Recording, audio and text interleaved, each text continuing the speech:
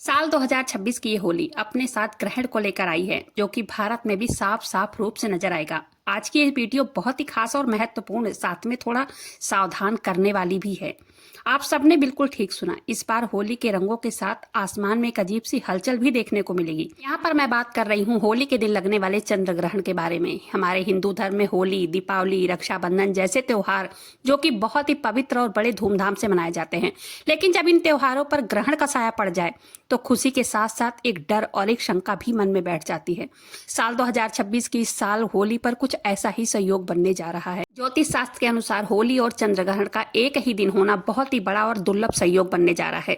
3 मार्च होली वाले दिन चंद्र ग्रहण हम सभी को देखने को मिलेगा, जो कि भारत में भी साफ साफ रूप से नजर आएगा, जिसका असर न सिर्फ हमारी कुंडली पर बल्कि हमारे भाग्य पर इसका भारी असर हम सभी को देखने को मिलेगा। इतना ही नहीं, हमारी पूजा पाठ के साथ साथ पूरी दुनिया के वातावरण पर भी इसका असर पड़ने वाला है। आज की इस वीडियो में मैं आप सभी की इसी दुविधा को दूर करने जा रही हूँ कि इस वक्त आप सभी के मन में यही हलचल मचाए हुए है, जैसे कि होलिका दहन का सही समय क्या होगा, रंगों वाली होली किस दिन खेली जाएगी और बाबा श्याम के दरबार में होली कब मनाई जाएगी, चंद्र ग्रहण किस समय पर दिखाई देगा और सूतक काल कब शुरू होगा और कब समाप्त होगा, इस दौरान क्या क्या सावधानियां बरतने की आवश्यकता है और हमारी कुंडली पर इसका कैसे असर पड़ेगा।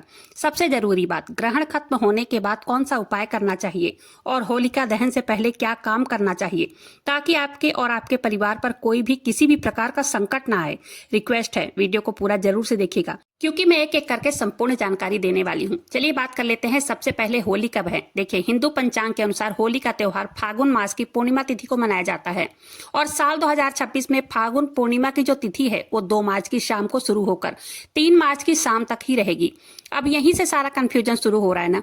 आमतौर पर हम जिस दिन पूर्णिमा की शाम होती है उस दिन होलिका दहन करते हैं, लेकिन साल 2026 में 3 मार्च की शाम को यानी कि पूर्णिमा की शाम के समय आसमान में चंद्र ग्रहण लगेगा।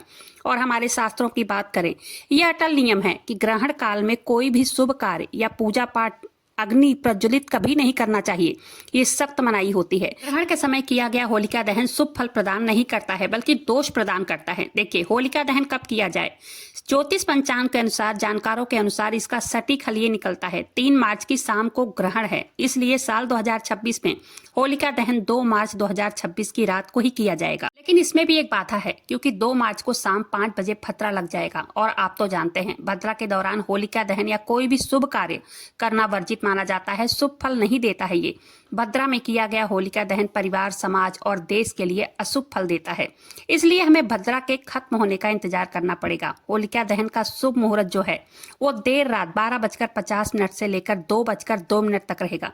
ये वो समय है जब भद्रा समाप्त हो चुकी होगी और ये लगभग 1 घंटा 12 मिनट का समय हमें मिल रहा है और आप इस समय में पूरी श्रद्धा और विधि विधान से होलिका दहन कर सकते हैं। इस समय में किया गया अग्नि प्रज्वलित आपके जीवन से सभी नकारात्मकता को जलाकर राख कर देता है।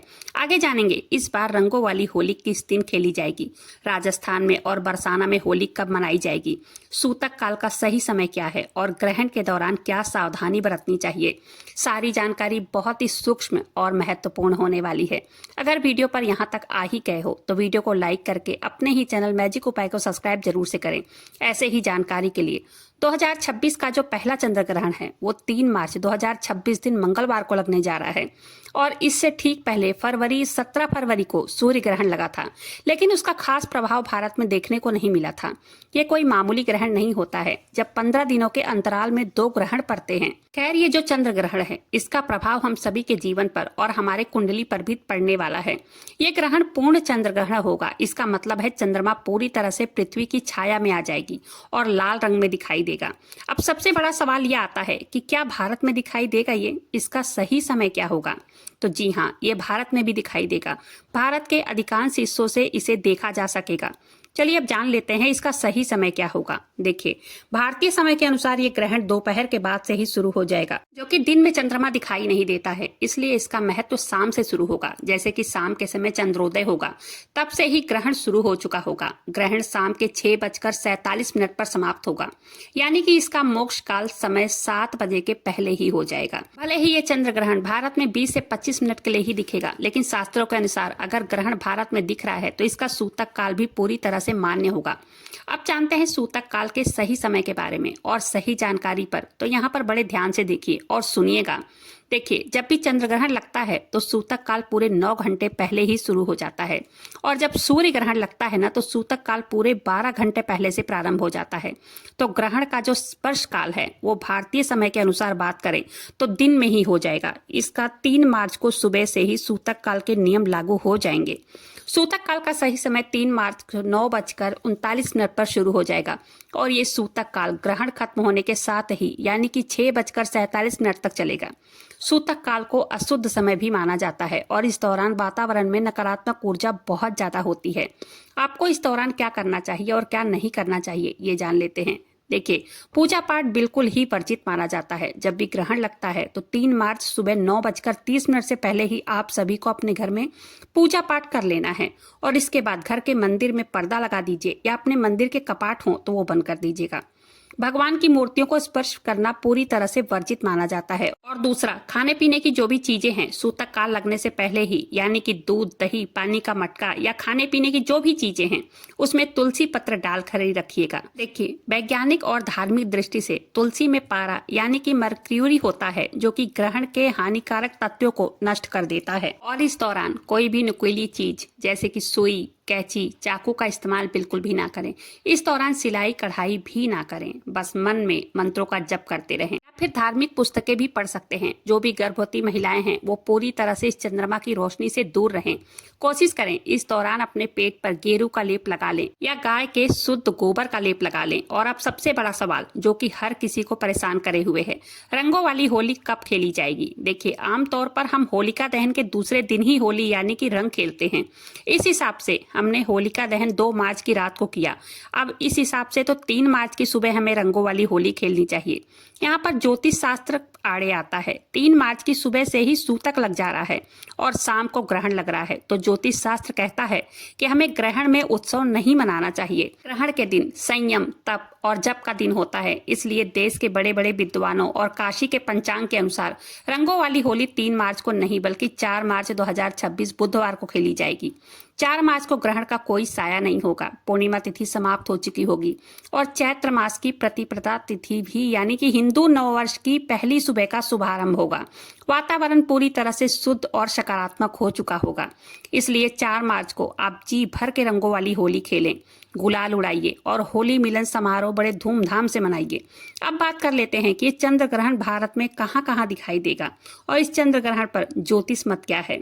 ये देखिए, चंद्र ग्रहण मुख्य रूप से एशिया, ऑस्ट्रेलिया, अमेरिका और प्रशांत महासागर के क्षेत्रों में दिखाई देगा। ये चंद्र ग्रहण कुंडली पर और ग्रहों पर भी प्रभाव डाल सकता है। इस चंद्र ग्रहण पर कोशिश करें ज्यादा से ज्यादा मंत्र जाप करें। ग्रहण में किया गया मंत्र जाप रोज के मुकाबले 100% मतलब 100 गुना ज्यादा फल देता है। इसे आपदा नहीं अवसर माने और जितना हो सके पुण्य कमाइए। अपने जीवन में इसका अधिक से अधिक सकारात्मक परिणाम ही पाइए।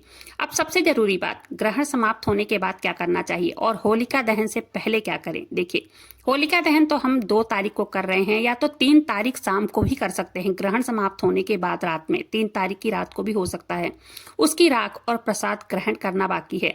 3 तारीख शाम को जैसे 6:47 पर ग्रहण खत्म हो जाएगा। तो उसके बाद अब कुछ नियमों को तुरंत ही मानना होगा, जैसे कि ग्रहण समाप्त हो तुरंत स्नान करें, घर में गंगा जल छिड़के, नमक का पोछा लगाइए, नहाने वाले पानी में गंगा जल जरूर से डालिए, और जो भी कपड़े पहने ना उसे धोने में डाल दीजिए जो आपने पहने हैं दिन में।